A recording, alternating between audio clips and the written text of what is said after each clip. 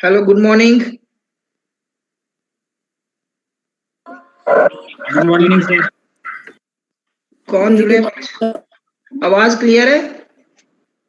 नूपुर जी नमस्कार। Sir good morning. बस बस बस गुड मॉर्निंग सर।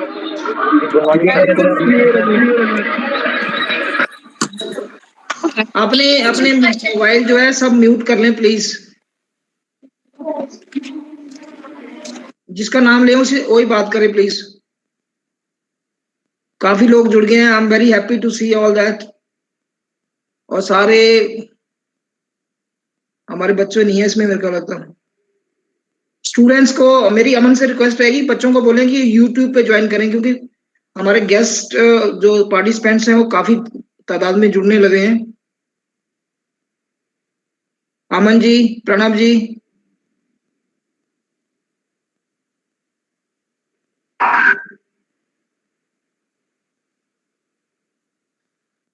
नूपुर जी, आपके स्टूडेंट भी जुड़ रहे हैं? यस जुड़ रहे हैं काफी उनको भी आप काइंडली एडवाइस करें कि जो हमारा यूट्यूब का लिंक है उसमें जुड़ें, क्योंकि हमारे पास गूगल मीट में लिमिटेशन है, 100 से ज्यादा पार्टिसिपेंट नहीं जुड़ पाएंगे। तो मेरी सबसे रिक्वेस्ट रहेगी, जितने भी हमारे गूगल मीट में जुड़े हैं लोग, क्योंकि 100 से क्रॉस नहीं जा पाएंगे हम, तो जो भी आपके नियर डियर जो जुड़ना चाह रहे हैं उनको बोलें कि यूट्यूब पे जुड़े।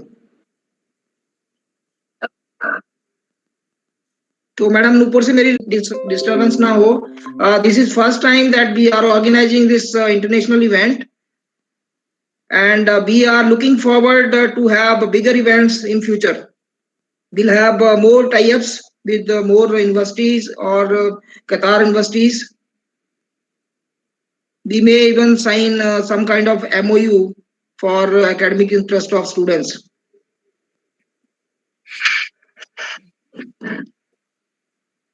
Manisha ji, good morning. Anjana ji, good morning. Good morning sir. बच्चे जुड़ गए हमारे? Yes sir. बच्चों को बोलें कि YouTube पे ज्वाइन करें। गूगल मीट पे थोड़ी लिमिटेशन है, 100 से ज्यादा पार्टिसिपेंट्स नहीं जुड़ पाएंगे। ऑलरेडी हमारे पास 93 के पार्टिसिपेंट्स में देख रहा हूँ। तो हमारे फैकल्टीज जो और जो सीनियर लोग हैं, जो बच्चों को YouTube पे ज्वाइन कराएं प्लीज। Okay sir. हाँ जी। और वो है ना, उस हॉल को अगर आप वो कर सकते हो तो वहां तो पॉसिबल नहीं अभी, वो आने वाले टाइम में हम करेंगे उसको, लेकिन गूगल मीट पे ज्वाइन करने के बजाय बच्चों को मेरा रिक्वेस्ट रहेगा कि यूट्यूब पे ज्वाइन कराएं रहन से।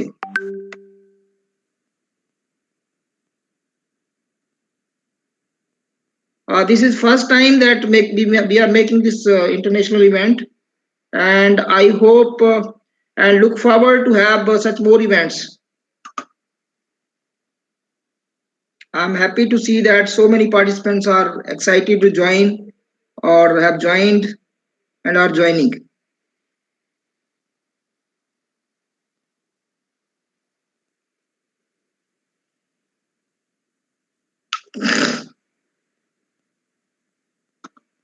अमन जी, मेरी आवाज सुन रहे हैं?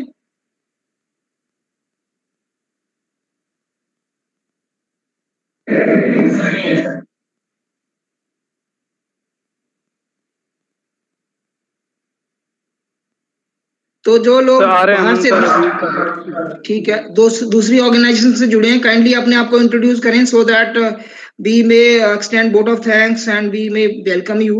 You can tell your name and your organizations wherever you are from.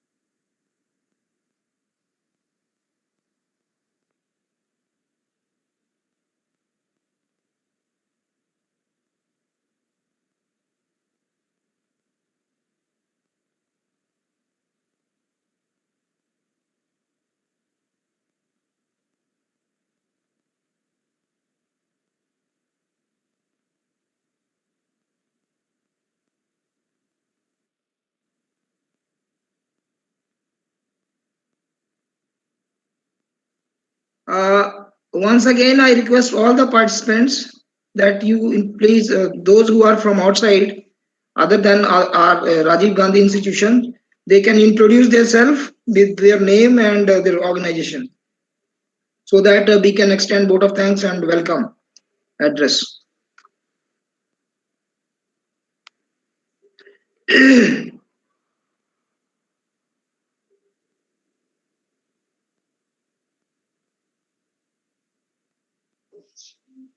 A very good morning, sir. Myself, Nupur Tandon, a lecturer from Government Polytechnic, Sundanagar. Thank you, madam. Thank you. Hello, good morning, everyone. I am Anjana Kumari from GPW, Rehan, lecturer in English.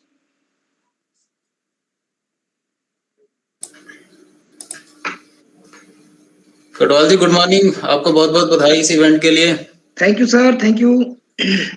मैं देख रहा था कि join कर पाऊंगा, लेकिन अभी शुरू नहीं हो पाया। 11 बजे मेरा एक दूसरा वेबिनार है।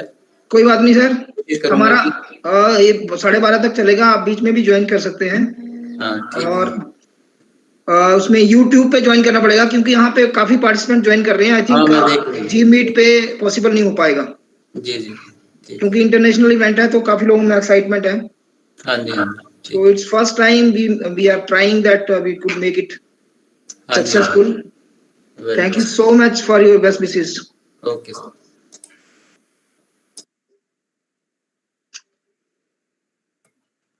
Hello, Dr. Saab. Good morning. Good morning, Dr. Saab. Hope you are doing well. Congratulations for this nice event, and hope all the participants will benefit by this your expert lecture. Yeah, sure. We are looking forward for more collaborations, such collaborations in future. Obvious, there is huge participation in this event, so obviously it will benefit all the friends now and near Yes. future also. Thank you so much for your best wishes. Anybody else from other organization? I'm happy to see that people from my organization, Government Polytechnic Rehan, they have joined. Students and faculty, all have joined. They are so keen to hear to the guest speaker.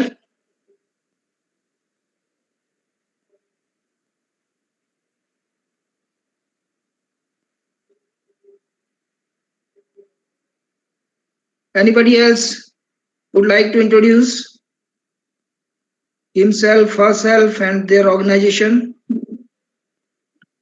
Good morning, sir. I am Good Manisha morning. Pathania, lecturer in physics from Rehan Polytechnic. Welcome you. Thank you, sir.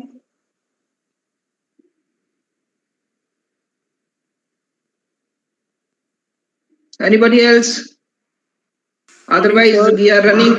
Good morning. Good morning, sir. Good morning. Kailash from Government Okay. Polytechnic Rehan, Kangra, lecturer chemistry. Thank you, sir. Yeah, welcome you all. Sir, myself Vivek Sharma, lecturer in Mechanical Engineering Department, currently posted in Government Polytechnic for Women in Rehan. Okay, welcome you, Vivek. Anybody else? Sir, good morning. I am Anjana, lecturer in English in Government Polytechnic, Bowman, Rehan. Thank you, madam. Welcome you for this webinar. Thank you, sir. I think you have already introduced. Yes, sir. But thank you so much for again introducing. Yes, sir. But I was not sure, sir, that was conveyed. Yeah, it was well conveyed. No issue. Okay, thank you, sir. We are happy to hear you once again. Thank you, sir.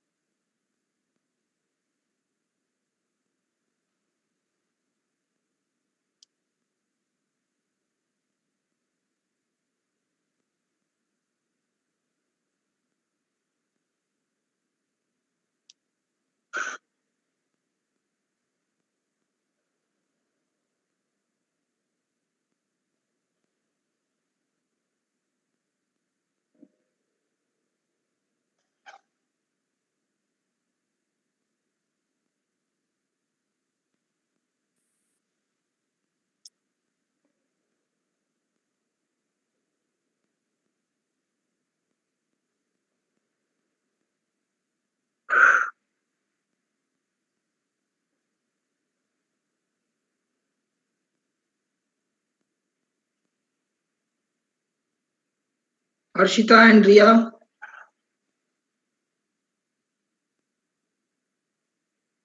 Yes, sir. Both ready? Yes, sir. Should we start? No. Just wait. I will tell you. Just be ready. Aman is there? Yes, sir. Okay. Camera तो यार उधर है, घर में रह गया वो।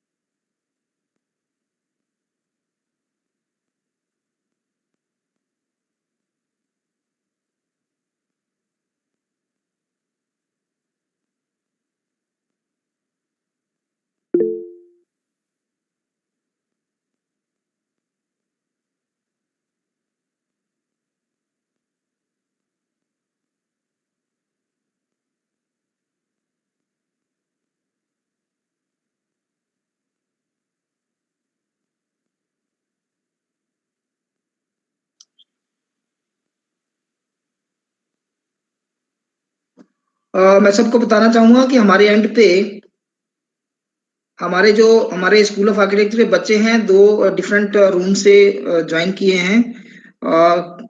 Room number 206 and हमारा जो कंप्यूटर लैब है, कुछ बच्चे उसमें बैठे हैं।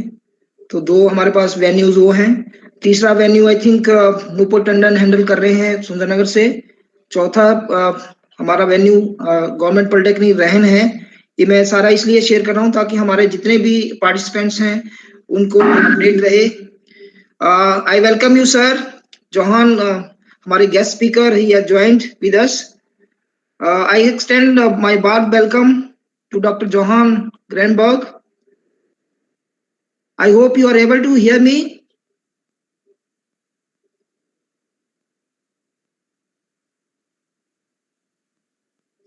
Dr. Johan Granberg.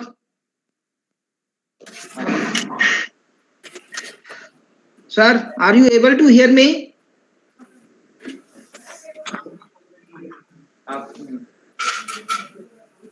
Okay, I need to unmute myself. I can hear you loud and clearly. Thank you for this. Thank you so much. Thank you so much. So with your kind permission, we'll start at sharp 11.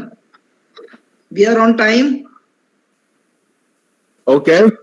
So off the record, I would like to share with you that student, faculty and architects across the state of Himachal Pradesh, everybody joining today, they are excited to hear you. We have 4 or 5 venues. One venue is our college where students from 2 rooms, they are participating. you'll be able to see their screens. And secondly, students of architecture from Government Polytechnic Sundarnagar, which is located on the way to Manali. They are joining from Sundarnagar in the leadership of architect Nupur Tandon. Fourth venue is from Government Polytechnic Rehen, which Manisha is taking lead of. Manisha Pathania is a nodal point there. She is taking care of all the students. So everybody is excited to hear you, sir. Excellent. Thank you so much. So we are having 3 more minutes to start. Okay, I'm ready here. We have launching this on 2 platforms. One is Google Meet, where only limit is 100 participants, and another is YouTube. So more participants you'll see on YouTube, and 100 participants you'll be able to see on Google Meet. We'll share the screenshots shortly after the conclusion of the event. And this is first time that we are making this international event. I'm very honored. Thank you, sir. Harshita and Priya, Ria, hope they are ready. Yes, sir. Should we start? With the kind permission of Johan Granberg, we'll start at 11. You have 2 more minutes to go. Please wait. I request all my participants, all nodal points who are taking care of their institution, please ask students to join. Keep their mobiles mute in the mute form, so that there should not be any kind of disturbance.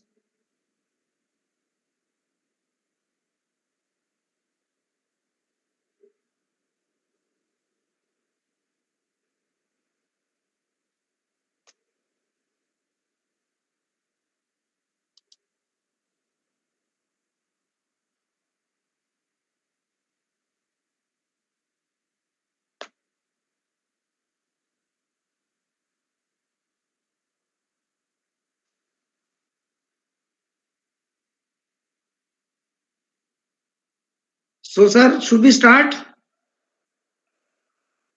Thank you. Over to Harshita and Ria. Good morning and a very warm welcome to each and everyone present here for joining the webinar today.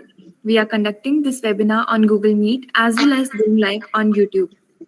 I, Harshita Neebu, your host for today, as well as my fellow host, Riya Sharma from 5th year. It is our fortune that we are conducting this webinar. I hope that you all are well, staying safe and healthy through the tough time in the pandemic. This pandemic has made us lucky enough to connect to our guest speaker who lives miles away from us. Yes, Riya, you are correct. Besides this, we would also like to thank a fraternity of School of Architecture who made it possible to conduct this webinar. SOA was started in 2017 and at present we have about 170 students in total 5 batches from the state as well as out of the state. We have an outstanding faculty who puts in their heart and soul in taking us to the new heights of success and knowledge. We currently have 6 core faculty members, including our co-faculty head, Dr. Satish Katwal. Heading toward, I would like to call upon Dr. Satish Katwal, the core faculty head of SOA.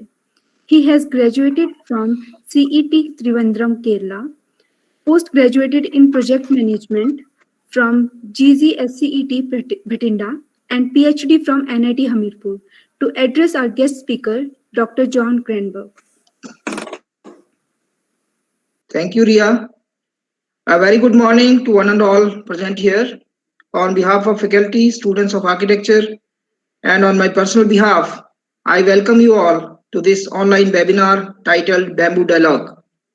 We are all delighted to welcome our guest speaker, Dr. Johan Granberg. I welcome you, sir. I also welcome Professor P.P. Sharma, Director Principal, Rajiv Gandhi Govt Engineering College, Kangra, Himachal Pradesh, for his blessing on the occasion. I also welcome the valuable members from IIA HP chapter for joining us for this event.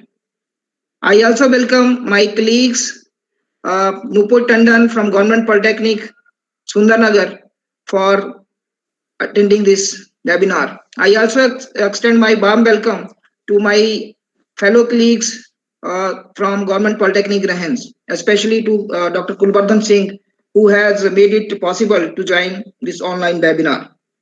I feel proud in sharing with the guest speaker that architects across the state, polytechnics, NITs, state government departments have joined this webinar to hear Bamboo Dialogue.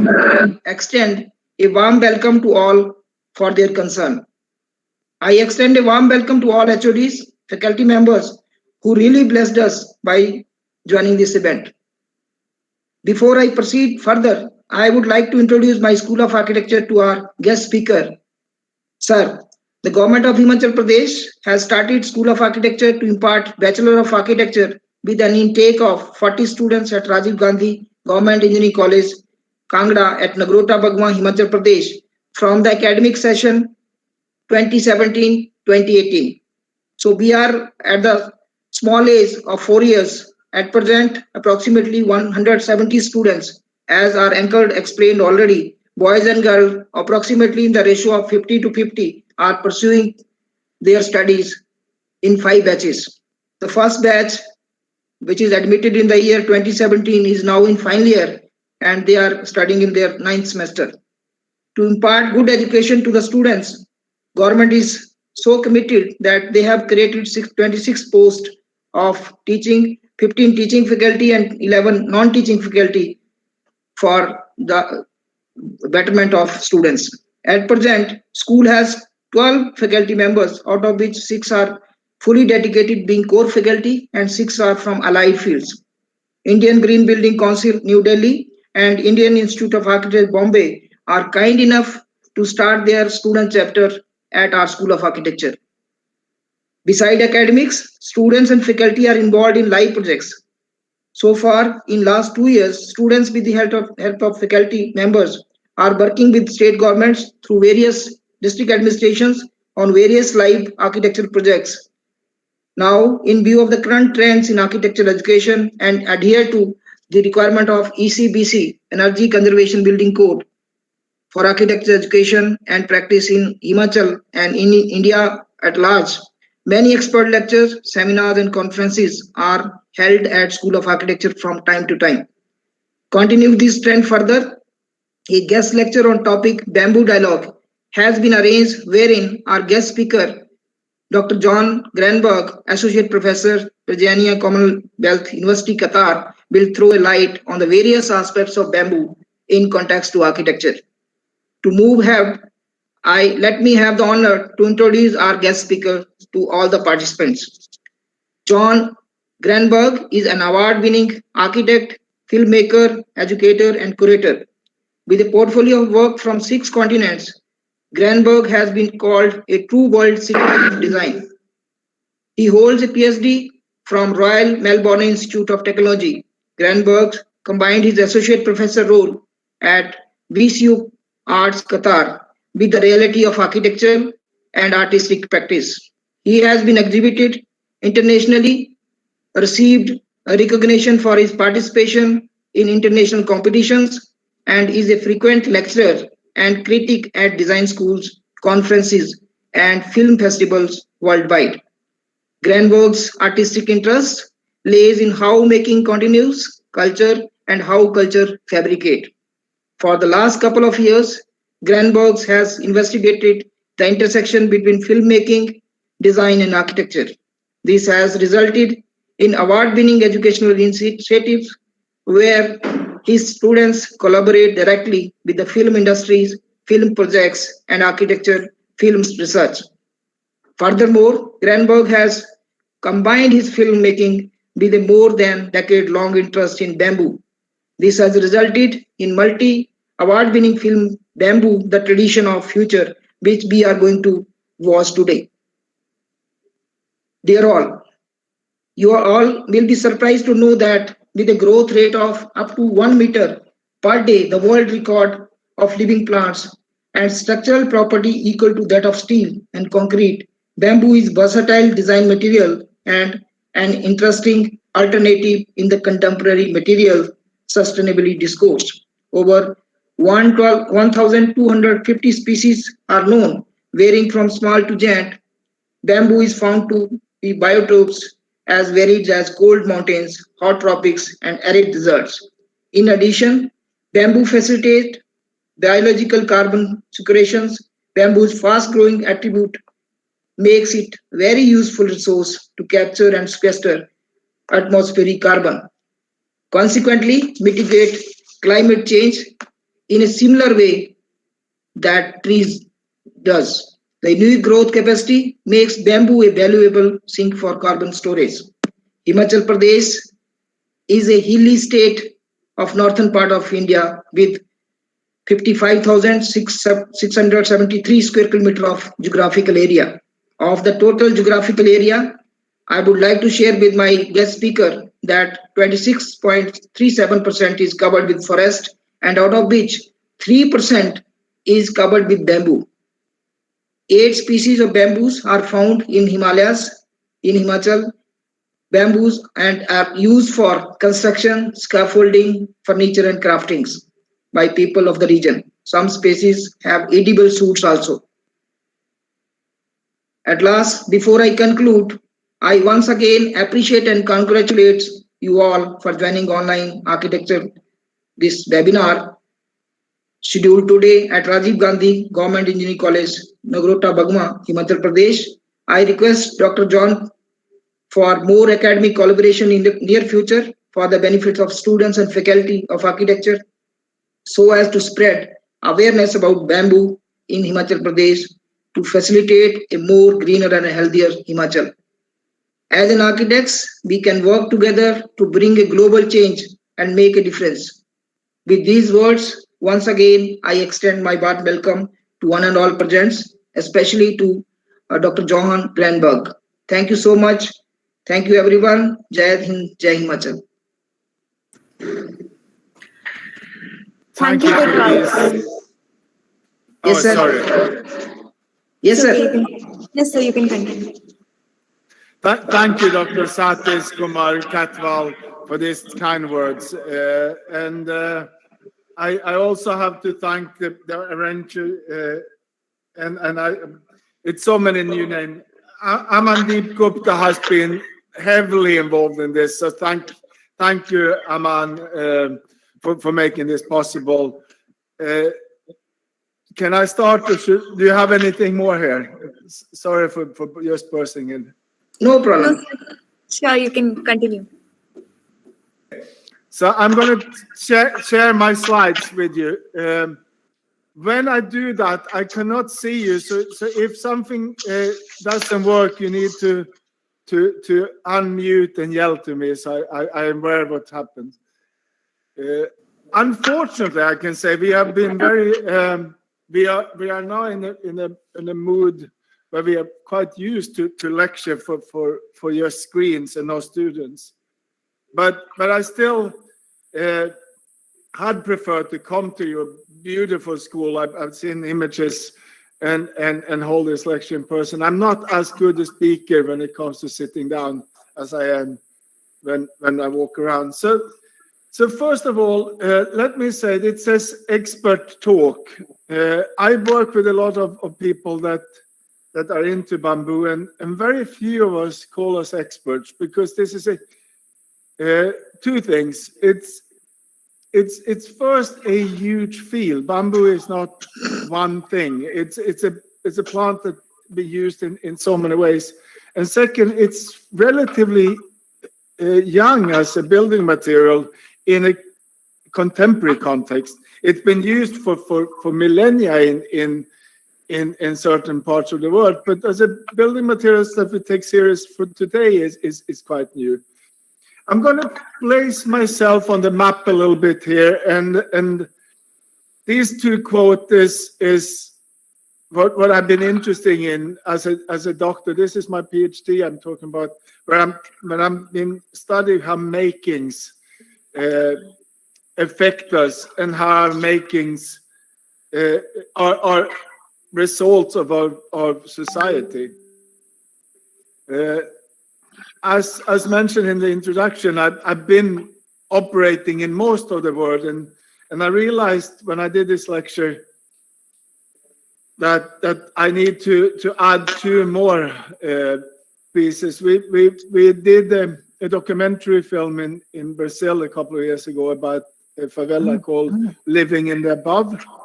And I'm married into Africa. So we have a project going there as well. I'm going to show you all about it. Does my slide come through here? Yes, sir. Okay. We're able to see your... Yeah. Yeah, I think if everybody mute, because I have an echo coming in from some of. So I love these 2 devices when I design. I design the theory of making. Making is a wonderful word in English. We make almost everything. We make our friends. We make beds, we make objects.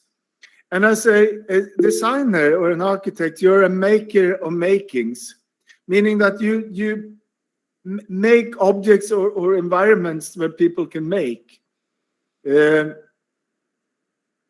can go even further. We can say as a school of design, we are makers of makings that makes. So I'm not trying to be cute here with a lot of words, but I've been interested in 2 things. How does making constitute and the sending off? How can we send off a making to start to make another culture, right? I also believe very much the designer is a craftsman. We still needs to be, and I know I'm talking to architects, so just change the word designer to architect. We are craftsmen. But we're also anthropologists, which means that we should have a huge knowledge about how people act in our design, right? And I'm going to be silent and let you read here, because I think this is one of the most profound things that have been written about what architecture and design is.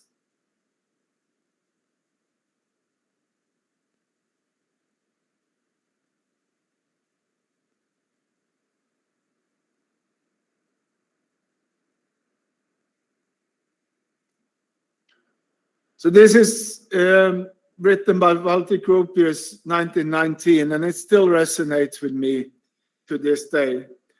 So I'm going to divide this lecture into 3 parts. First, I'm going to put you in a map of why I'm doing bamboo films. And then I'm going to talk a little bit why we should do bamboo films or films about things that are interesting in architecture. And then in the end, I'm going to show some of my own bamboo experiments, because I am an architect after all. And even if you're going to see a film I've done, I think it's important that we talk a little bit about the problems dealing with bamboo. And I can't do that better than showing you my own work. So my interest of bamboo started when I was a lecturer in Papua New Guinea in Ley, Unitec. And after experiment with bamboo for a while, I succeeded to do a conference and a workshop. It was a 7-day workshop where we worked with bamboo structure for 5 days, and then we had lectures and presentation for 2 days after.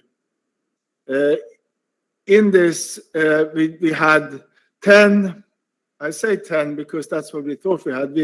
We invited 10 international designers and architects and artists to come in and work with our students that had an extensive knowledge of bamboo.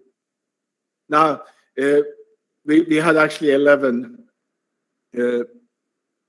projects going on, and the whole thing resulted in these bamboo pavilions that you can see. This is 2008. The next year... Johan, just to interrupt, we are just seeing your first slide. Can you put it on slideshow? The what? We are just seeing first slide yet. Yeah. Now we are on Bamboo 08 conference workshop. Yeah. Yeah, okay. So I go to, can you see the slide change? Yeah, now you are scrolling. Yeah. Design is a theory of mind. Yeah, okay. Yeah, okay. I'm so sorry. But we're here, right? Okay. Okay. I'm trying to do this. Can you see? Can you Yes, see me sir. shifting? Yes, sir, it's It's the visible. outcome of an bamboo 08 slide. Yeah. Okay. And I'm changing slides now. Okay. Okay. So we have 11 structure. This is the outcome of this 7 days. We had 11 structure. We had an exhibition in Melbourne after. So the interest of this bamboo seems to be really, really big. There was a documentary produced, and it resonated. So a year after, we all, or some of us, met in a bamboo conference arranged by the Architecture Association in London. Can you see my slide changing? We are still on the slide outcome of on bamboo 08. 11 structures on bamboo. Okay, so it doesn't work if I do slideshow. Okay. So do you see this now? We are on this same slide outcome of an bamboo 08. Okay. I try to do this again.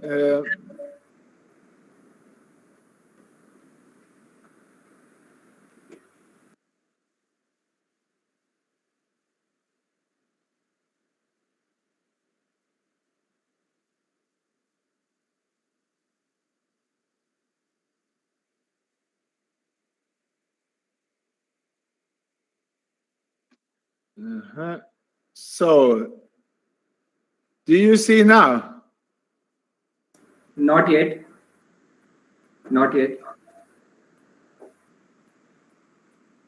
So,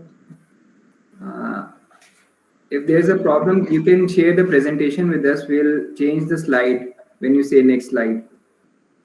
If it is possible. Yeah, I can send you the presentation. It's a little bit big though, so it probably doesn't fit. We do another test. We should have done this, of course.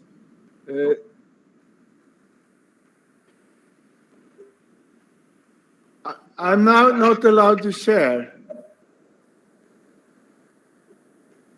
Yeah, it's presenting. Yeah, it stopped presenting. Okay. It stopped again. Yeah, no, I know, because I stopped. I shared the wrong thing here. Give me. This is.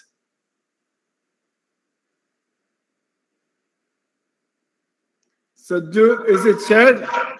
Yeah, it's coming now. And is it changing? Yeah, changing. Yeah. It's okay. Samba Nazri. Samba. Okay.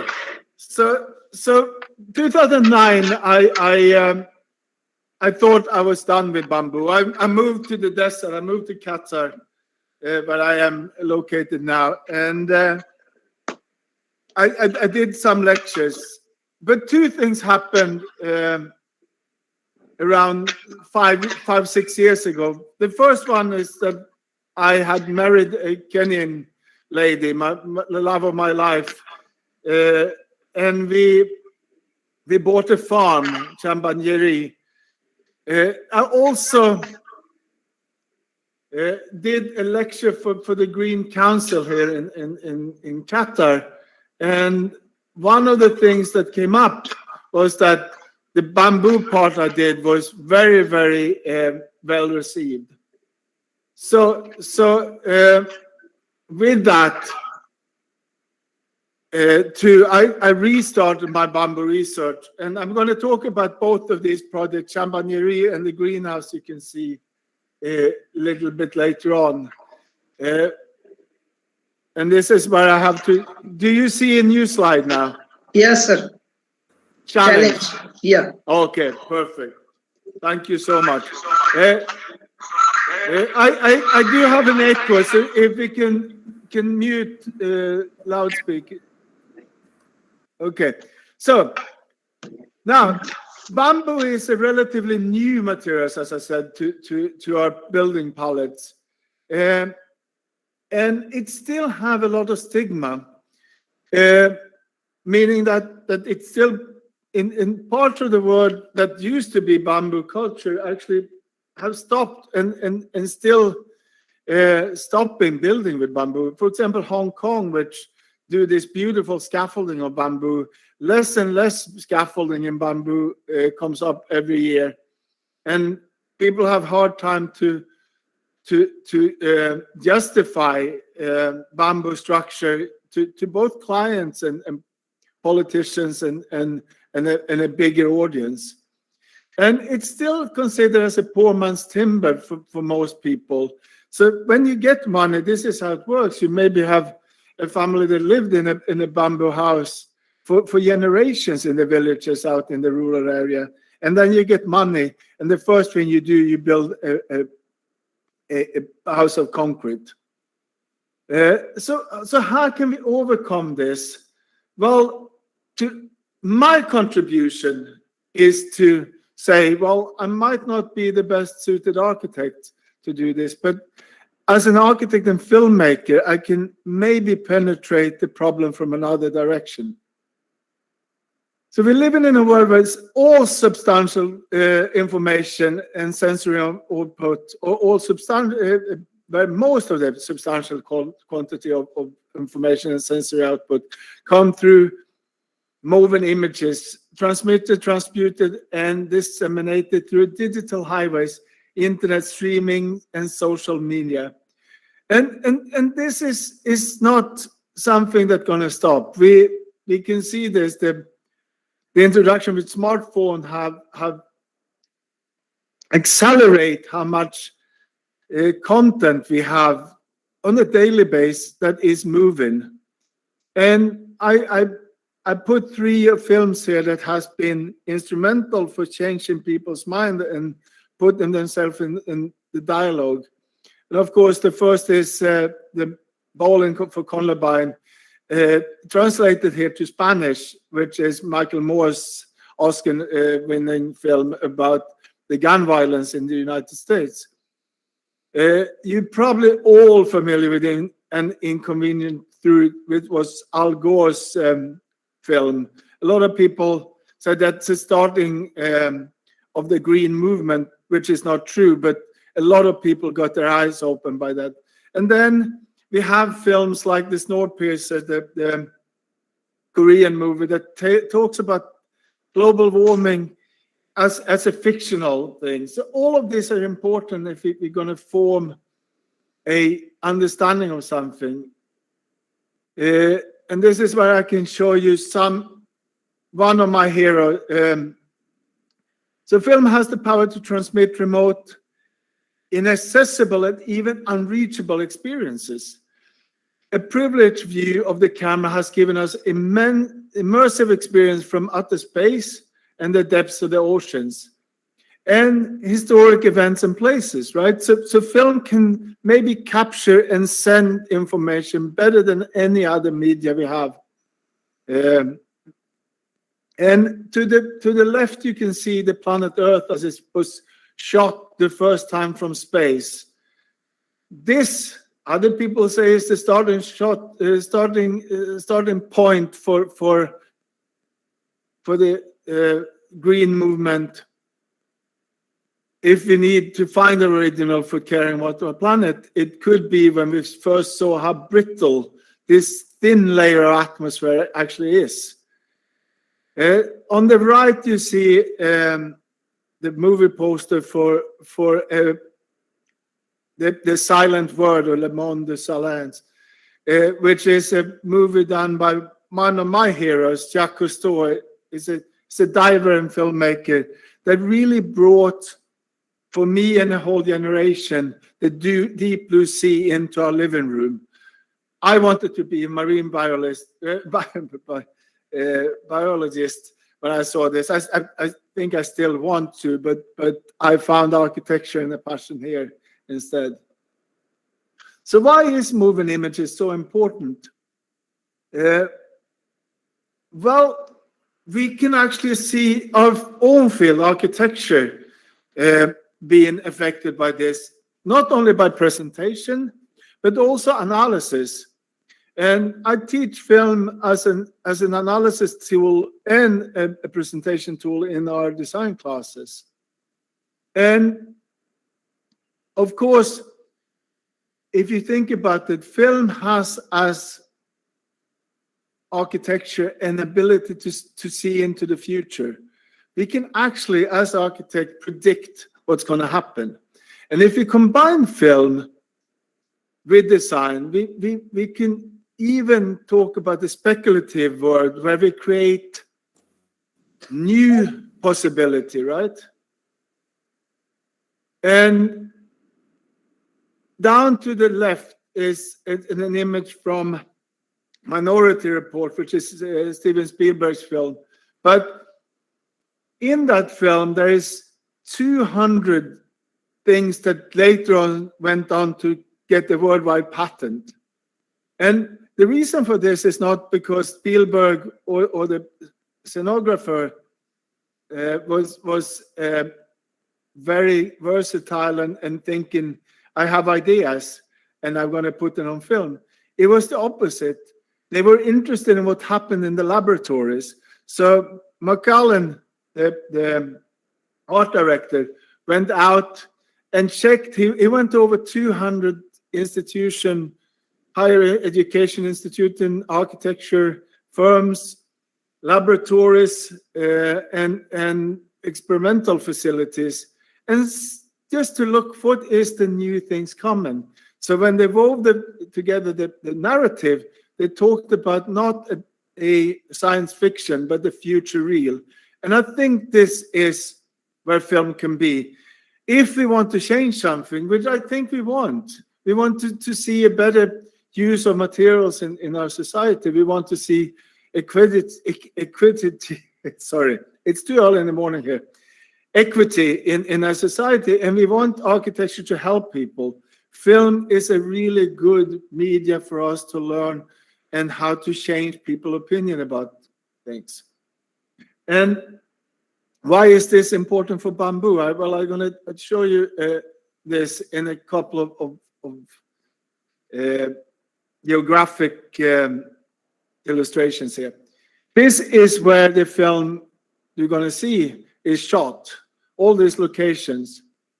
Now, I don't know if you agree with me, but most of our modern conception of materials and space and things are formed in what we call the industrial revolutions. These are basically concentrate in the northern hemisphere and around the former colonial powers, England, France, starting in England. And if we superimpose this with where we have bamboo, you can see that there's no overlap here, right?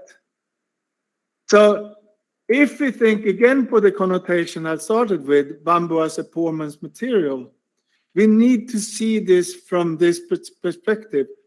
It was never tested. It was never considered as a modern material, because when the colonial power came out to bamboo-rich countries, almost the first thing they did was to change the attitude, not only about how you build cities in these countries, but also the attitude in the people that live in them. You can see that India is a rich bamboo culture, and as you pointed out, it's still going on. So I hope we can get back to this, because there's something with bamboo that is extremely attractive. I'm going to let... I'm seeing that we're running late here, but I'm trying to speed up a little bit. Is it any questions so far? Okay. Any questions from participants?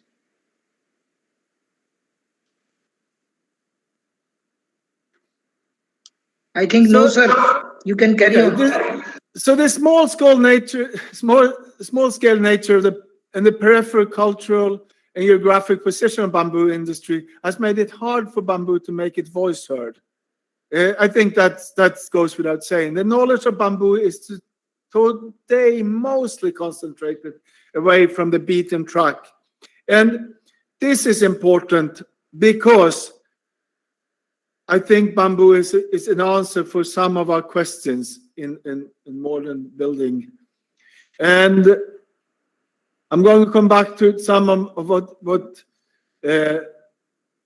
we have worked with. But a long time ago, one of my colleagues said, we always asked our students to think about the why, the hows, and the whats about their projects.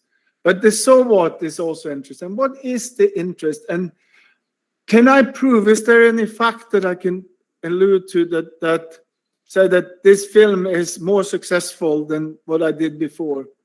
Well, I'll let this list talk for itself. It's been to several of movie festivals around the world. It's been award-winning in some of them. We are lucky to have. We have worked with high schools and primary schools with this film. And you are part of this, the series of pre-screenings and screenings, invited events, executed and planned. I have just this semester been invited to, I would say 6, but yesterday and a 7th. In 10 days, we're going to present this film in Milan.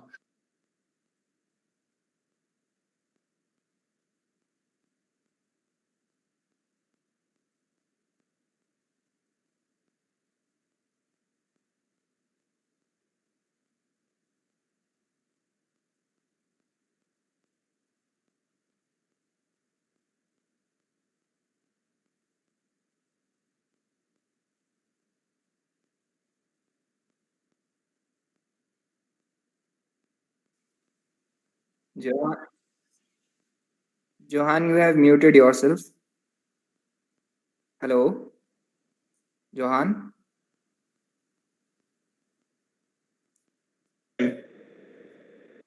So, can you hear me now? Yes, sir. Okay. So I think this is something my computer does without me. It's I get a little warning that it's muting.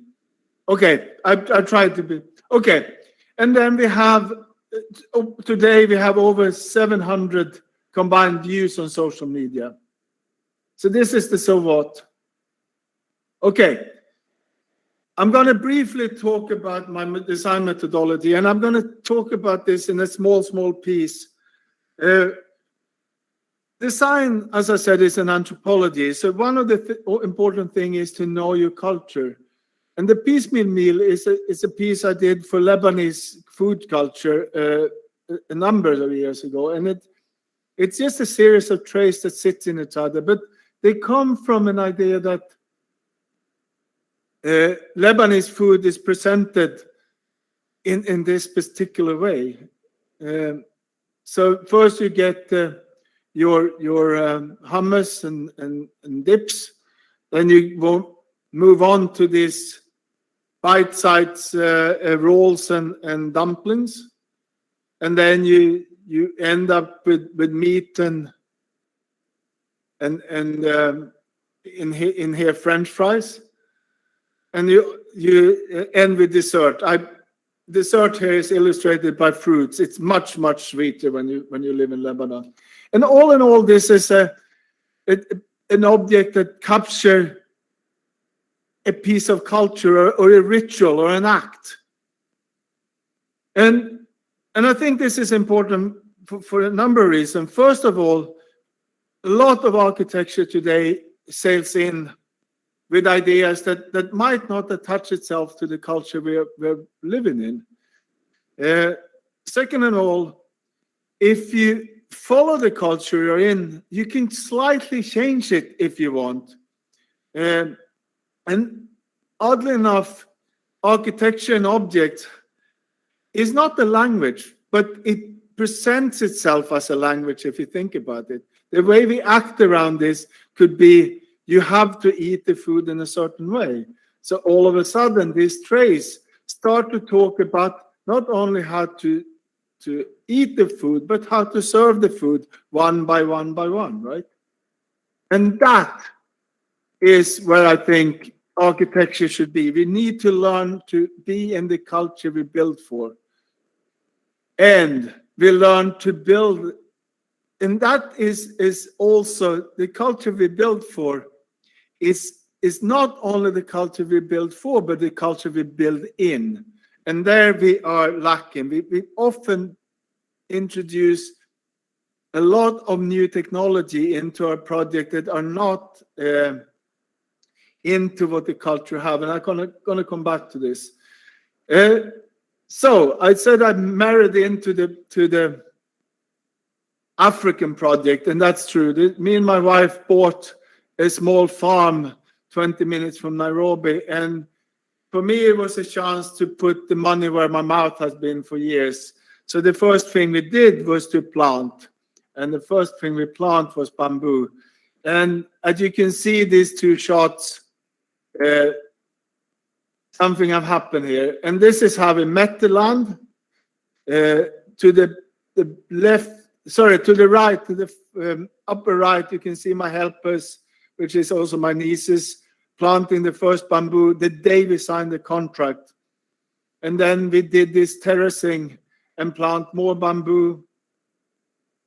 And the idea is to build ourselves an own home that we can be in Kenya. Something for our kids if they decide to live in Kenya after us. But also, hopefully,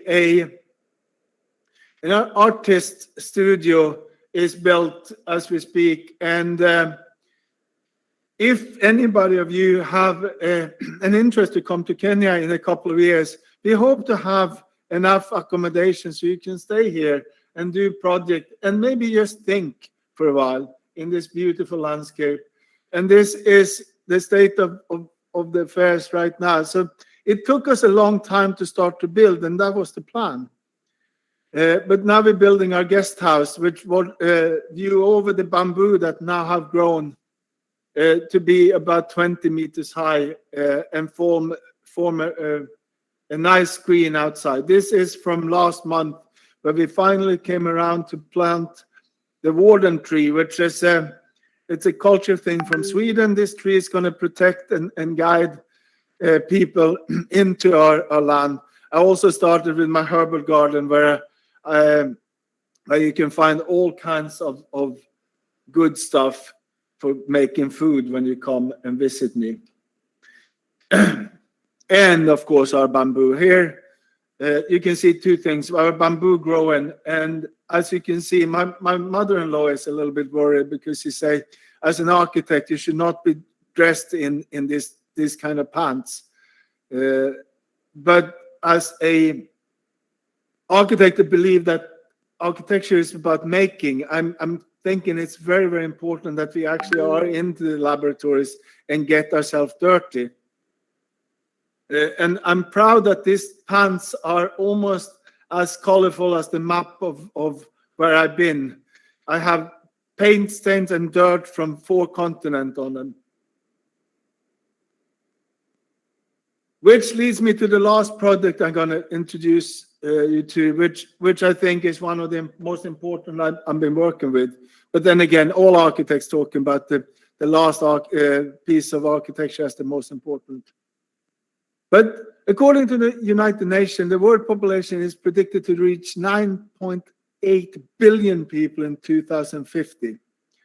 This dramatic increase means that we will have 2 billion people produced in 30 years.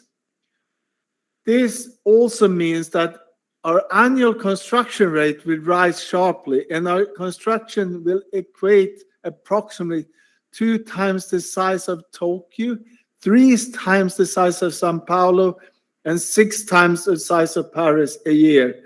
I don't really need to talk to you in India what heavy building does to cities, right? We all see what happened to, was it Delhi now that was shut down due to pollution just this week. So keeping this in mind, it's important to note that we also lost nearly 33% of the world's arable land to construction, erosion, pollution in the last 40 years. And for the thinking human beings, this doesn't make sense, right? We're going to run into problems. This is going to put immense stress on our infrastructure and food distribution. So this is another way to think bamboo coming in, right? If global warming is not enough, think about building and construction materials. We're running out of sand for our concrete. Pure and simple. We need other alternatives for what we have. So the greener greenhouse takes its context in Kenya, around the farm that we're building. And it's 3 things that I've looked at besides the need to have greenhouses. The first is that you can find these welders everywhere doing cheap work with scrap pieces of metal. The second thing is a viable and very flourish market of reused rubber from car tires and bicycle tires. And the third thing is that bamboo is freely available almost everywhere in Kenya. So with this, we started a prototype, and we started to prototype a way to combine this. Because one of the problems with bamboo, and I'm going to talk a little bit about this, is that in order to build with bamboo, you need to have experience with bamboo. You need to know what to do. And this experience, oddly enough, can take years to learn. To properly attach bamboo to bamboo is something that, for example, the Hong Kong scaffolders we trained for years to do. So it's not something that comes easy. Bamboo is a very, very stubborn material. And the idea with this is that, first of all, anybody could build this greenhouse. Second of all, bamboo in a humid and hot environment as a greenhouse might perish, it might rot. So another thing that we put on this is that you should easily be able to change the members of bamboo. And this seems to be odd. Why would you do something that rot and then change it? Well, if you have a clump of bamboo growing just outside, it's more ecological to change your bamboo and do it to something else. The piece that comes out, it goes back to become soil. Whereas the new members is free, and so you grow in your greenhouse. And in order to this was done when COVID came. So in order to do this, what I did was I went to the local industry here in Qatar and the school's facility, and we constructed the first prototypes with the local industry, which is by far better resources than the welders I'm thinking of doing this. And I'm coming back to this. So we did these prototypes, and we experiment with bamboo. Then we build this 1 to 4 model, and here we saw a lot of things. Remember, I was cut off, we couldn't travel during this time, so the only thing we could do was to be a couple of us in the school. So here's 2 of my students, Ahmed and Osama, building the model that is 3D printed joints. And what I call these models, they are functional models. They are not aesthetically pleasing, although you can discuss that, but they're not particularly aesthetically pleasing. They are more to understand the principle behind something. And something we understood very quickly when we saw this is that our system is way too complex and way too heavy. It took these two boys 2.5 days to do this model. And if you think about this, a model should be easier to do than the full-scale object. It wasn't. In this case, it was too complex. And when I finally get to Kenya and start to work with the welders again in Kenya, we simplified this a lot. Now you see on this image, it's a couple of bush joints, a couple of tie joints, and there is where our prototypes has not been tested yet. So it's not that it didn't work, it's just that we haven't tested it yet. So we build this structure using the local knowledge. And guess, it works. It works really, really well. We tested to change members of this greenhouse when it was still up, and we could do that with no problem.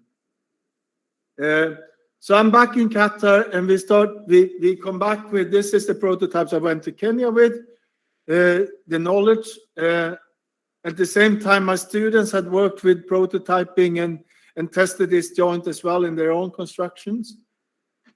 And we started to work with another joint, a pivot joint, that would work with the same system, which is a very traditional way to think about bamboo. You're lashing bamboo in and capture it between two elastic parts. So the rubber and the steel takes over from the elastic cane or hemp rope that construction usually were made of.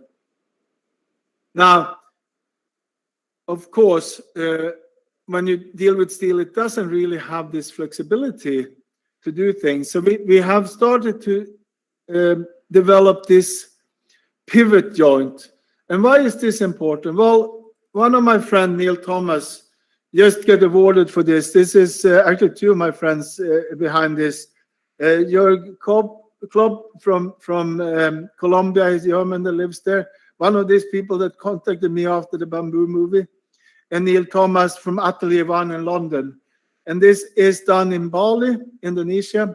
It's the Green School built by Ibuku. And as you can see, bamboo here is used in a very innovative way. But it also builds on the Balinese craftsmen and their exquisite skill in combining bamboo and building it to bigger systems, right?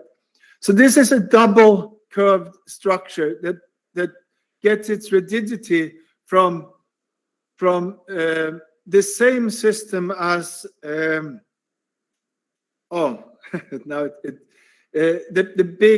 big Munich Olympic Stadium has by Fray Otto.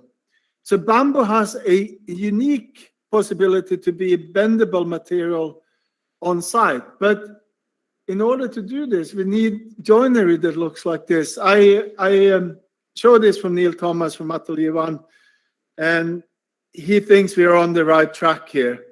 So hopefully we can do a joint which work as a parametric joint, which means that you can do this computerized model, and then you put your bamboo into use and you snap the bamboo into these places where you need, and then you weld it shut after the bamboo is there. So you get a stiff joint that makes bamboo act as a bendable system.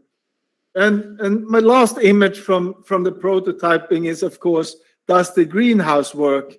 And I think this is proof in the pudding. My brother-in-law sent these images. Now, the first thing I asked him, what is the bamboo doing on top that you have tied in with string? Is that structural?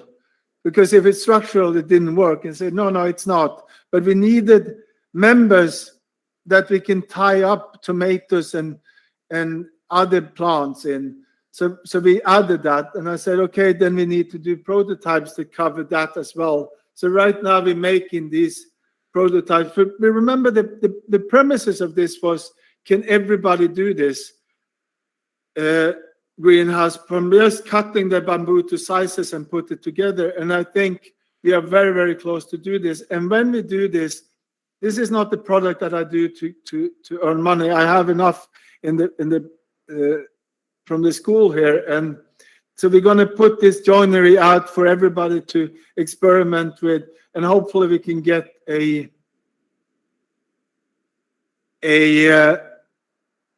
better joint than the joint we have done. Because one of the things with bamboo is that it's so new, and we need you guys. We need young people to do experiments.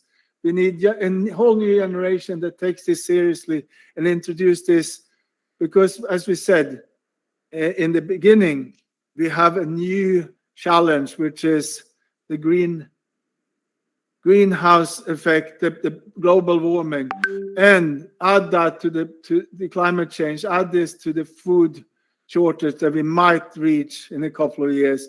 We have a huge challenge ahead of us.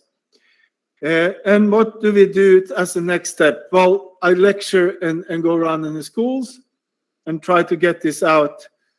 But we've also been working with the next film, which is called the Bamboo Dialogues. And I have stopped saying that we're going to have a premiere this date, because COVID has COVID has changed the rule of the game. But what I can say is that we're working with it, and the script is almost done. So somewhere in the next year, hopefully, the Bamboo Dialogues, which is a film that talks a little bit more than the film you're going to see about bamboo's inequalities and what you can do with it, and help a whole generation of young architects to do their first experiment. I've been helped by Neil Thomas from Atelier 1 as a producer. I've been helped by Christoph Krolla from Hong Kong, Maurizio Cardenas from Italy and Colombia, and Jonas Hoffman from Virginia Tech Bamboo Research Lab. So this film that you're going to see is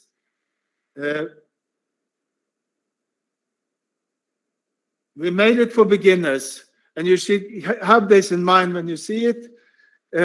And hopefully we have a film for you guys that soon enough going to be one that is targeting architecture and architects more in understanding the fantastic property bamboo has, but also the downfall. If you don't know this material, you can do terrible mistakes with it.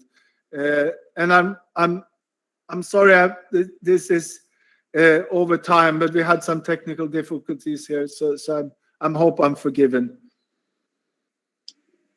Thank you, sir. Thank you for nice presentations. I would like to request Thank you, Dr. Johan. Yeah, Arshita, continue, please.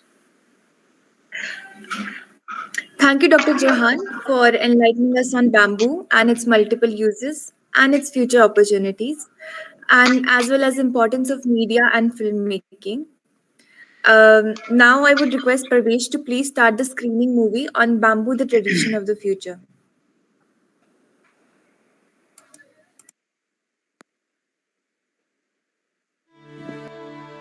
Wherever there is still historical craft available of building with bamboo, very often there's a great pressure from society, for whatever reason, to replace bamboo with steel or replace it with wood or go into concrete or brick housing instead. 竹子这个材料其实它不是一个当代材料，从严格意义上讲，它是属于大自然，然后是一个历史中长期存在的一个植物，所以能把竹子用在当代，成为一种当代的语言，用到空间里面去，是我们对竹子的理解。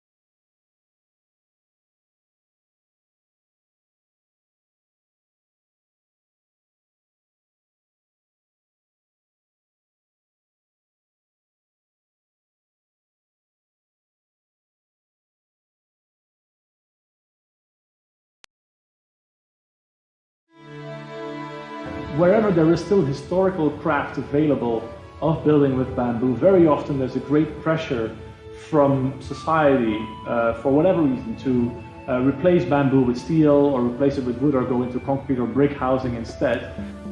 竹子这个材料其实它不是一个当代材料，从严格意义上讲，它是属于大自然，然后是一个历史中长期存在的一个植物，所以能把竹子用在当代，成为一种当代的语言，用到空间里面去，是我们对竹子的理解。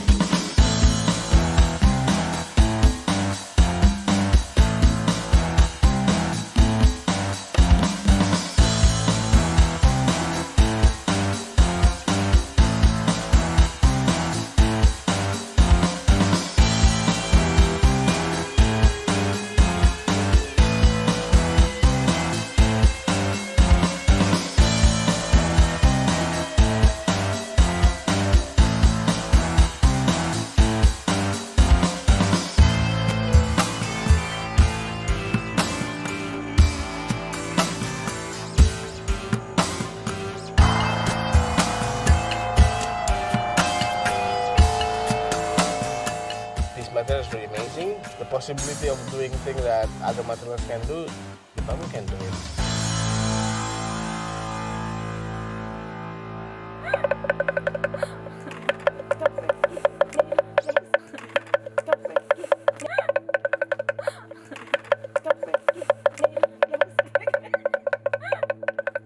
Soon a bamboo tree grew up, and from the hollow of one of its branches, a man and a woman came out.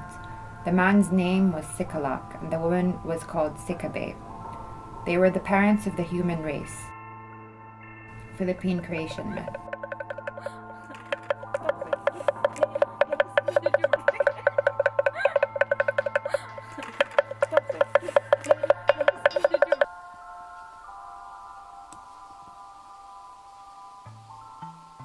Bamboo is a grass with over 1,250 known species, found in a wide array of biotopes ranging from cold mountains to hot tropical regions. Bamboo can vary in sizes. Some are very tiny, just a few centimeters in height, while others are enormous, at over 30 meters tall. The Guinness World Book of Records lists bamboo as the fastest growing plant on the planet, with a growth rate of 90 centimeters within a 24-hour period.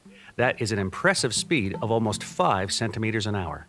The bamboo you see here is roughly planted 2.5 years ago. It's around 15 meters now. It will grow to about 25-30 meters.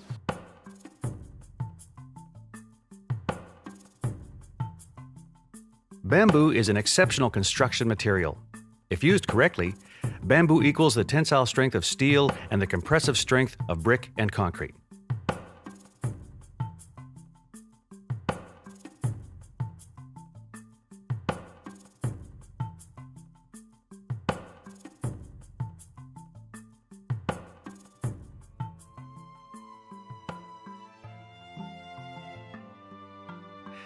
Now, why would we, except perhaps to keep traditional construction and manufacturing methods alive, consider bamboo at all today?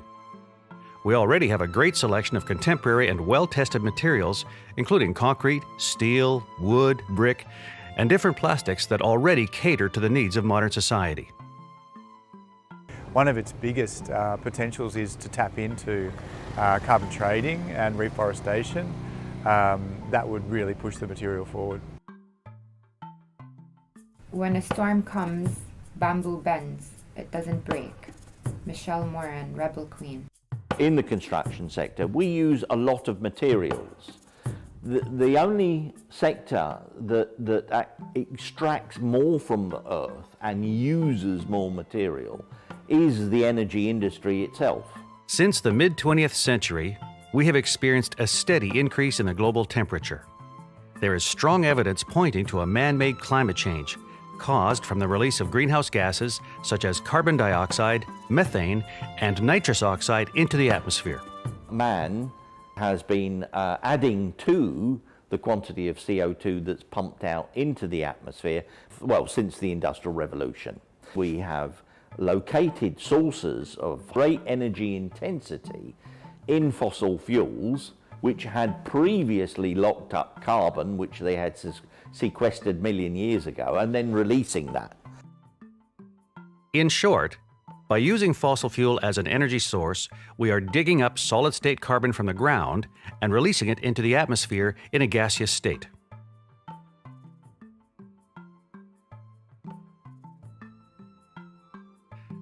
Data extracted from the ice cores have shown that the concentration of CO2 is higher now than any time during the last 800,000 years. One strategy to reduce these emission levels is, of course, to decrease the use of fossil fuel by reducing energy consumption or by switching to renewable energy sources such as solar and wind power. Another successful strategy to decrease the level of carbon dioxide in the atmosphere is by something called biological carbon sequestration. To particularly concentrate on the aspect of sustainability that's to do with global warming and therefore CO2 sequestration, timber and other organic materials were the things to use for structure. Biological carbon sequestration is a process through which plants and microorganisms store solid-state carbon in vegetative biomass and soils. Plants use carbon as building blocks, and this carbon is taken from the atmosphere. So, just by growing, plants are converting gas-state carbon in the atmosphere back to solid-state carbon. Trees and plants are a natural carbon sink, accumulating and storing carbon. We should concentrate on bamboo and seeing how, especially how it can be engineered. Bamboo's fast-growing characteristic makes it a very useful resource to quickly capture and sequester atmospheric carbon.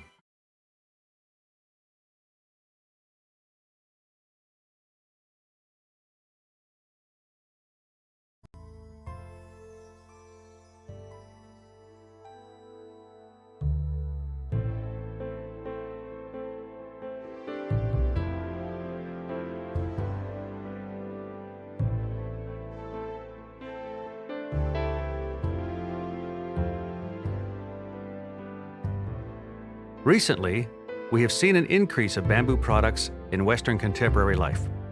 Today, bamboo is used in areas of design, food, energy, sports, cosmetics, and medicine. Bamboo can be refined into biofuel, activated carbon, paper, textile, and bioplastics.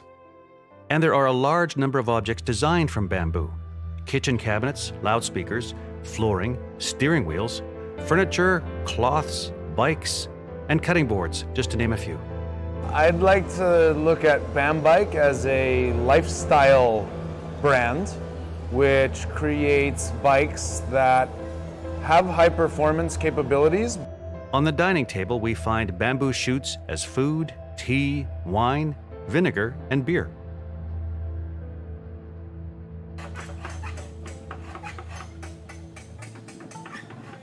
Like like this modern life, like with the concrete, with what they need, what they have in the concrete stuff. Because I remember asked my friend, like, hey guys, which one you prefer, like my bamboo house or like a concrete house? Even like bamboo house will be cheaper. No, for sure, concrete house. We feel more safe. We can ask, if bamboo is such a great material, why is it not more commonly used in architecture and construction? The answer here relates to many factors, including culture, market economics, and the structural properties of bamboo.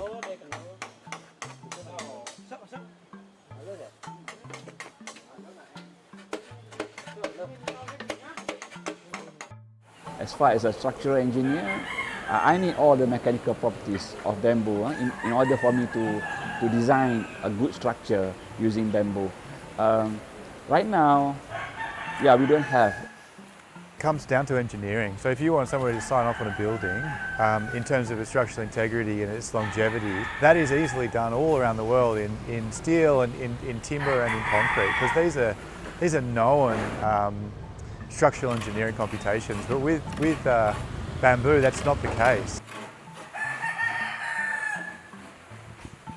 two things that hold bamboo back are, number one, a lack of awareness, and number two, a lack of coordination among the stakeholders. The building industry is ancient and conservative, and bamboo has difficulty competing due to its small-scale nature and limited budget. I mean, people used to be in comfort zone, you know. People used with cement, concrete, steel, and wood. So they feel that, why must I go do bamboo, you know?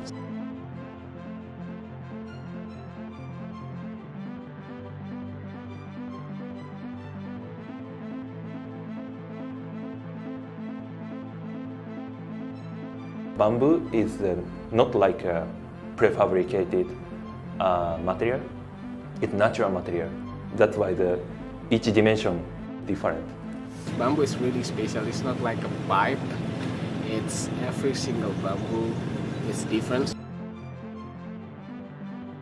Biggest challenges with bamboo in terms of the construction industry is its longevity and its inability to grade the material. Building codes that architects typically work with in the major city, New York or London or Tokyo, these building codes and these building traditions can also become very restrictive. Bamboo suffers from that, again, in that it doesn't fall under the strict categorization, at least in its raw natural form. Bamboo is still considered more of an exotic, third-world material, a poor man's timber, seen in beach huts, garden installations, and decoration of tiki-style bars, rather than as a contemporary building alternative. Add to this, the material requires a very special know-how, and this know-how is currently mostly found in the third world. Because it grows outside of the big metropoles of the 20th century, because in those places it is cheaply and freely available, it becomes a very important resource to start an experiment with. And as different from the past, as these countries and these cities can now become pioneers in experimentation, some of the knowledge or some of the drives that they put on the table can be exported back into maybe the West as well. Architects from the developing world are leading the industry in terms of innovation. But yeah, it would be great to see it being exported to other parts of the world. For the normal construction, we work like usual. So from the concept to the detailed design. But for the bamboo, totally different. So like a construction way or schedule or the way of study also very different. For the bamboo, the information from the site is much more important. Bamboo is also held back by its inability to play well with other material systems. Bamboo is inherently organic. No culm is the same, which makes it difficult to incorporate bamboo in modern construction practice. Maybe the people prefer to use the much more modern material, how to combine with the glass or steel or something like that. That is our current challenge.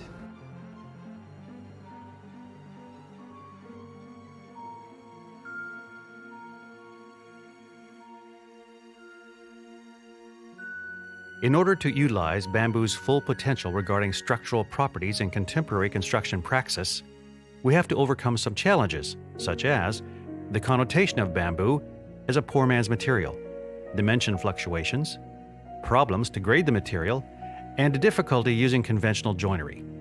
Bamboo has very specific material properties. Bamboo is a tube, which means that it's stronger in one direction than the other. Like this water bottle that has one strong direction and crumble very, very easy in this direction. To further add to this, the fiber structure of bamboo is very linear to the length. Bamboo's most unique property is its bendability, because it's a hollow tube reinforced with diaphragms that basically prevent it from buckling if you bend it. It puts it in a very unique spectrum of materials together with carbon fiber reinforced plastics or maybe aluminum in the types of actions that you can do with it. In a bike frame, it's actually a high-performing material because it's naturally shock absorbing, so it makes for a very smooth bike ride.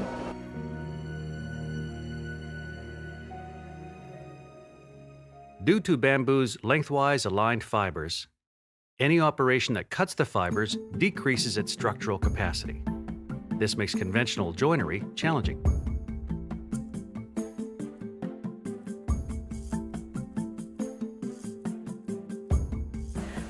When we do slice in bamboo, we need to have support from other bamboo. That's why my engineer said to me that at least you have 3 bamboo there. I mean, like, they will support each other when you already cut here and then cut there. The human capacity for burden is like bamboo, far more flexible than you'd ever believe at first glance. Johan Granberg.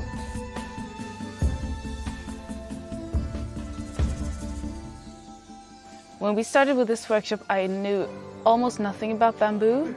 My presumptions was that it was used in other parts of the world and mostly for building in other parts of the world, and if it was used here, it was for perhaps furniture or cutlery or just decoration.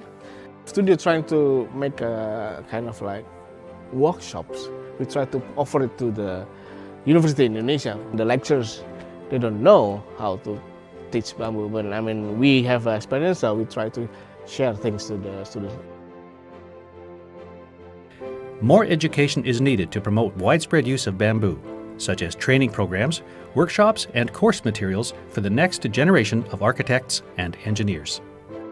It's a bit difficult to make it worthwhile using as a construction material in big scale, but maybe with digital methods, mapping materials with the help of computers, I think we can use it with modern construction.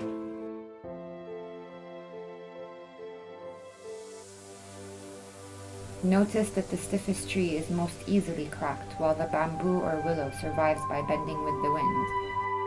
Bruce Lee.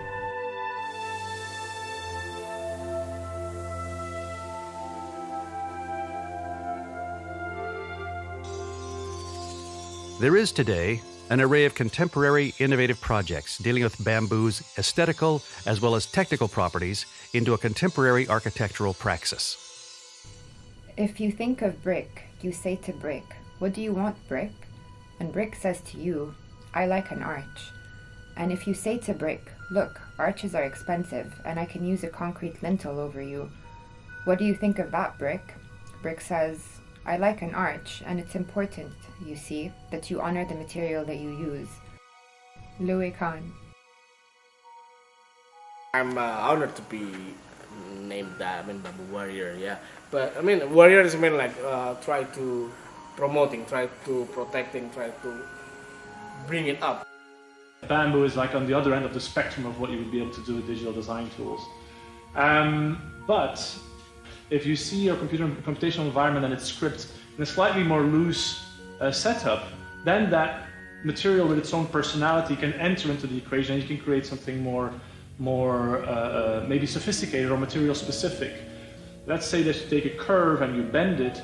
If you draw a digital curve and you apply spring forces on the elements inside that curve, you can very easily simulate very accurately what that curve would look like if you would bend it. So the material properties of bamboo can also be simulated.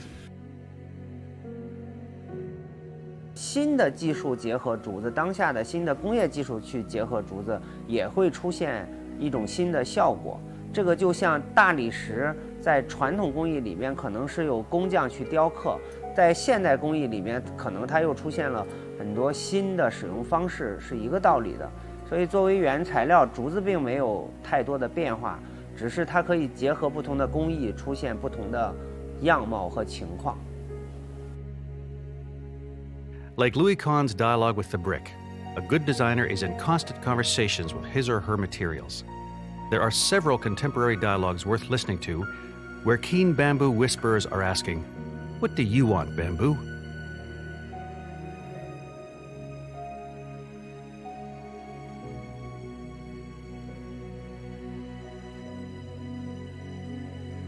There are 3 categories of projects that are of special interest here. Projects that stem from a well-established bamboo practice, projects that use bamboo in more contemporary practices, and projects that try to innovate systems where traditional and contemporary practices come together. To start with, we find projects heavily anchored in traditional bamboo building practices. These traditional contemporary projects push the narrative in regard to sizes and building types, while maintaining a strong lineage with the local bamboo tradition. Traditional contemporary projects attempt to utilize the full potential of bamboo, but they tend to understand bamboo in a world comprised only of bamboo.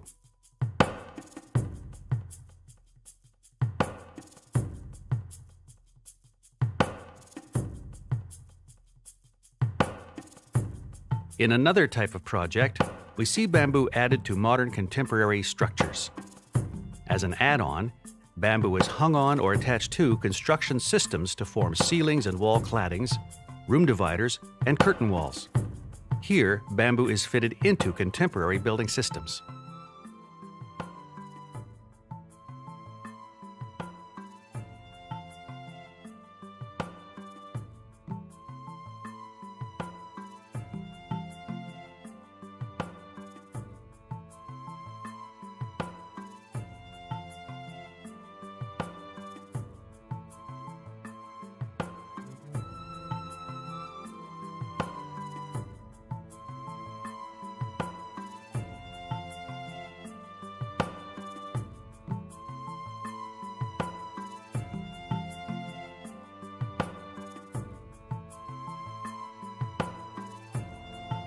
Perhaps the most interesting projects are the projects that attempt to mitigate both of these worlds, attempting to utilize bamboo's unique properties into contemporary modern buildings, or in other words, projects with a focus on how bamboo can play well with other materials, such as steel, wood, concrete, and glass, without losing its soul.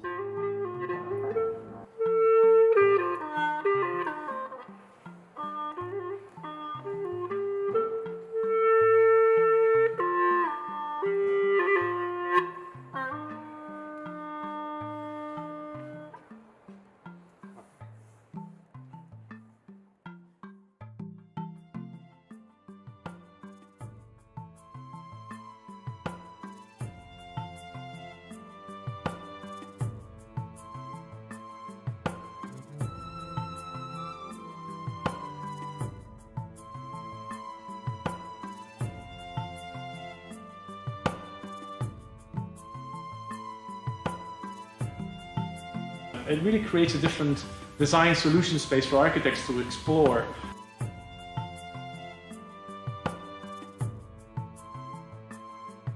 I don't necessarily think it doesn't work with other materials. I think sometimes there's a tendency to be almost orthodox with bamboo, that everything becomes bamboo, including balustrades, structural members, even cladding.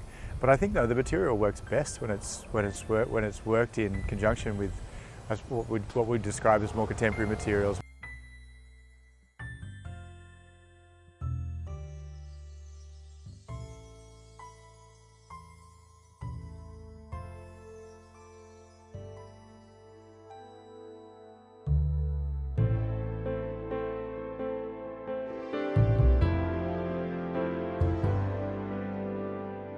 Some people are burning down the bamboo, killing the bamboo, but you know, bamboo is a miracle plant. After a few weeks you burn it, then it will start growing back. You know, that is the nature of bamboo.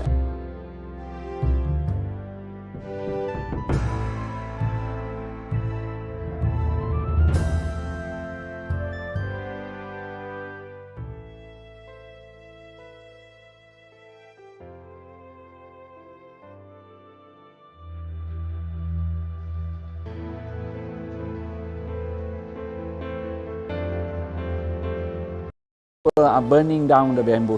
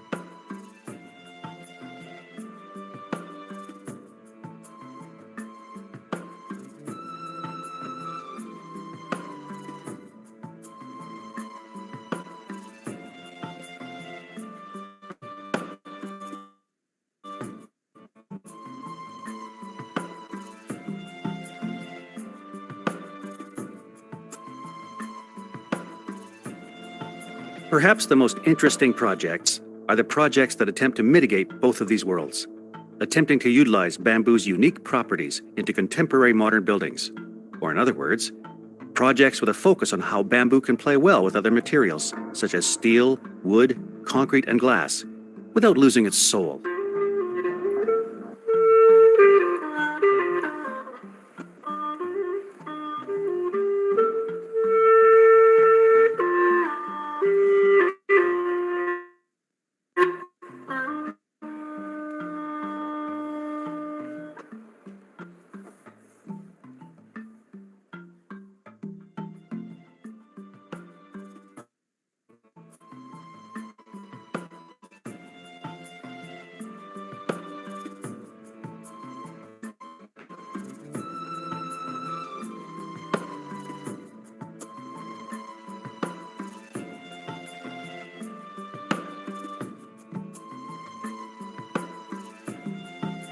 It really creates a different design solution space for architects to explore.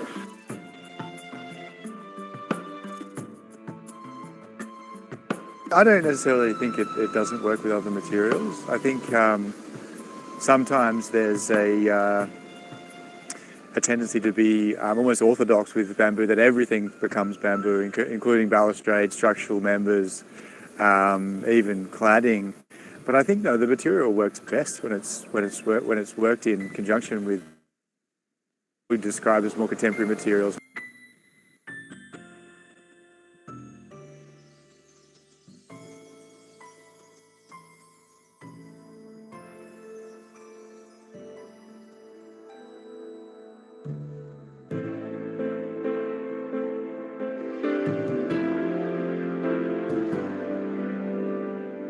Some people are burning down the bamboo, killing the bamboo, but you know, bamboo is a miracle plant. After a few weeks you burn it, then it will start growing back. And that is the nature of bamboo.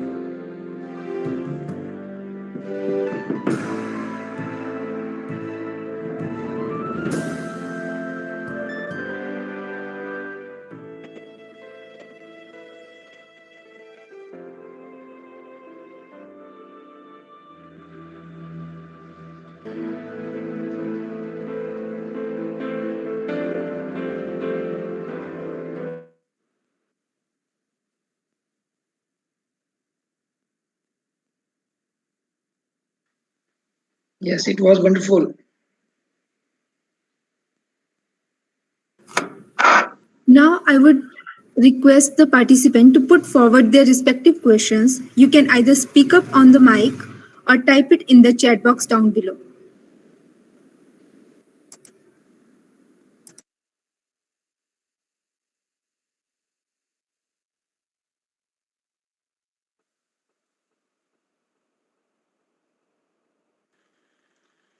Hello, Johan sir. This is Harshaday. I'm a faculty at School of Architecture, Nagrota Bagawan. I had a question, sir. In the screening, I came across something new which I didn't know earlier, that the bamboo also has a phytoremediation quality. So, do you have any paper or any something like a research paper which could allow us to explore the varieties available here in India? If you could share with us. It's a very good question. Yes, there is papers, and there have been experiments to clean problem areas. I think I'm not an authority in this. The authority, I think, is you should contact is INBAR. I share some of these links with Aman after the lecture. Maybe he can put them out to everybody. But INBAR, I think INBAR has a branch in India. Otherwise, they have their headquarters in China, but they are more well-versed in guiding you to specific papers in this. But the project I am aware of, and I think this might have been an experiment project that that might or might not have come out well. But there was bamboo planted in oddly enough, producing wine is a dirty business. The things that comes out if you have a wine distillery or the wine production for a long time is the ground get affected. And there was some experiment in France that I know about, but I haven't heard anything from them lately. So your guess is good as mine here, or your research is good as mine. I know that it's been used, and I have authorities that on this that says so. But the specific papers, you might find. Okay, but it is used for reforestation, and when you have problem area, bamboo grows very fast. There is a rumor, or what do you call it, a fact that I haven't really been able to verify, but it comes up time after time after time, that after the Hiroshima atom bomb was dropped, the first plant that came back was bamboo. But I didn't want to put it in the film because I couldn't find it in any reputable source. I could only find it as one of these memes that is sent in the. Okay. If you find anything, please share with me. I love to learn new things, and that's why I'm saying I'm not an expert. Sure, sir. I think a lot of questions people are typing on chat box. I will request Harshita and Priya to take up one by one. So there is a question by Vijender Singh. What's the process of bending the bamboo? There's three ways you can think of bending bamboo. And I only know the third way because Efan is a good friend of mine, the Balinese architect, and he showed me how he does it. And in the end of the film, you see his amazing space for it's a showroom for a Hilon. It's a rather odd showroom. They show a very poor product, but the showroom is gorgeous. So bamboo bends naturally, and it bends in the wind, right? So put bamboo under pressure, fix it in as Christoph Krolla does, fix it in the points, and this is where we're trying to experiment with this ball bearing joint, and it will stay so. Not only would it stay so, but because it's bent, it actually become a little bit stronger. I talked to engineers about this. So bent materials that wants to kind of go back to its original form is stronger than bent materials that want to stay. We use this in precast concrete, for example, when you have reinforcement that has under tension, right? And the third way to bend bamboo is basically heating it. It's probably something that you wouldn't do on an architecture scale, but when you do furniture, you heat it and bend it pretty much as you do wood. But the difference is that I've seen people heating it up with just a torch instead of bending it over steam. Well, I hope that answered the question. And there might be other ways to bend. Once again, bamboo, to really know bamboo, you probably, and I don't think anybody does, but a lot of people building with bamboo out in the villages have done this the whole life, right? So there's tricks and things that we need to learn if we want to handle this material. There is a problem. Sorry, so there is a problem with bending bamboo. It is true. It's very good in bendability, but it doesn't show you when it's going to fail. It fails very, very quickly. A steel structure fails slowly, and wood slowly. You can see a crack. Bamboo would snap, and this is a problem, of course, when you build. It's not an overcome problem. I talked to Atelier 1 about it is something that you have to keep in mind. A lot of materials have idiosyncrasies, and bamboo has a lot. And before we learn to do them, we need to talk about them. Yes? Sir, I think lots of questions they are raising through chat box. So I don't think time will permit us for answering all those questions. So I will request all these students to put all these questions through mail, through Aman to you, if possible. Yeah, definitely. That'll be better. Yeah, and some of them we're gonna answer in the next film, and this is a good. Yeah, I would like to ask you whether you can associate us with your upcoming film. Can you have certain suits over here in Himachal? Yeah, of course. I mean, this is my question to you now when COVID maybe is that I would love to come over and have a bamboo workshop, or I can put you in contact with other people that can do this. But I think the important with such a new material is not only to do films and read books. We really need to start demonstrate. Demonstrate on the ground.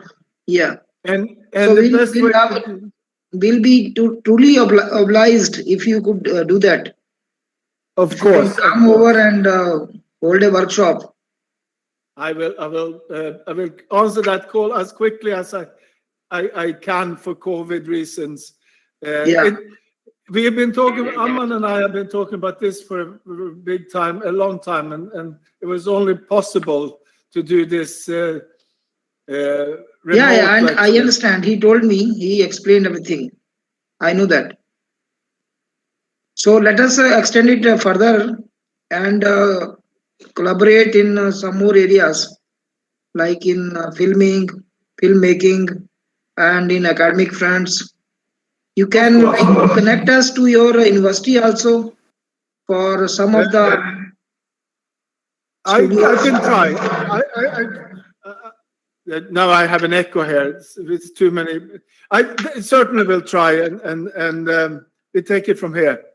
Yeah, thank you for the.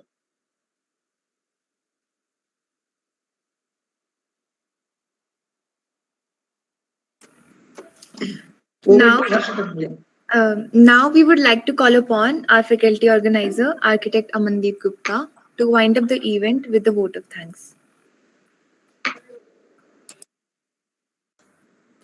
Thank you, Harshita.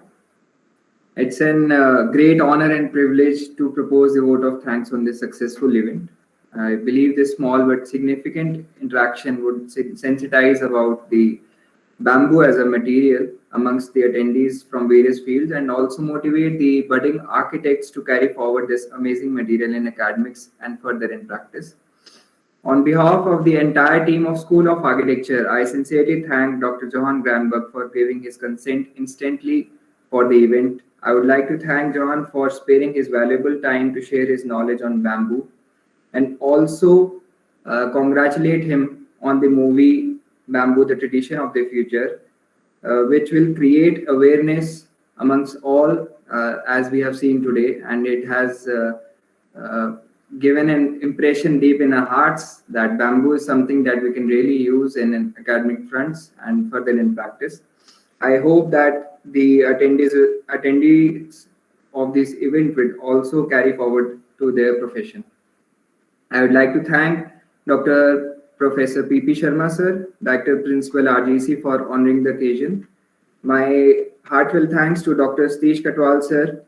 I'm really thankful for his vision and the dynamic nature of Katwal sir, which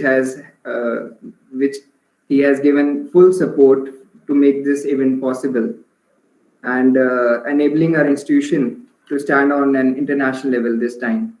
I thank all our faculty members and student coordinators involved for their support in making this event a success. Last but not the least, I thank all our participants from all around the states who came and participated in this guest lecture. Thanks all. Over to you, Ria. Ria and Harshita. please.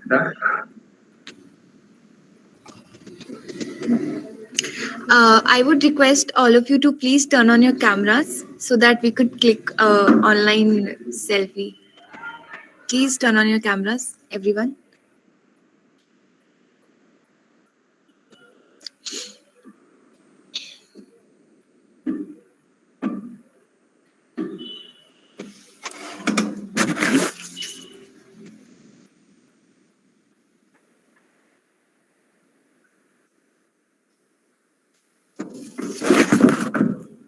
Yalah.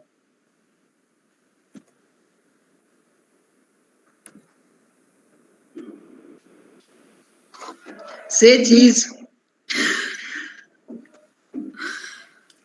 Thank you, everyone. We appreciate you being Maybe we here. can say bamboo. Yeah, you can say bamboo. Yeah, we all can say bamboo.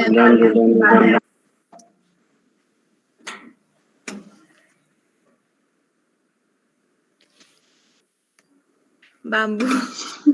So thank you, John. Wonderful meeting you. Thank you.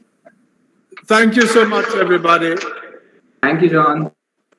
Thank you, Johan. It was really wonderful. Thank you. Thank you, everyone. We appreciate you being here. I would request you all to properly leave the hall in proper decorum. Thanks again for joining us today. I hope to see you all soon. Thank you.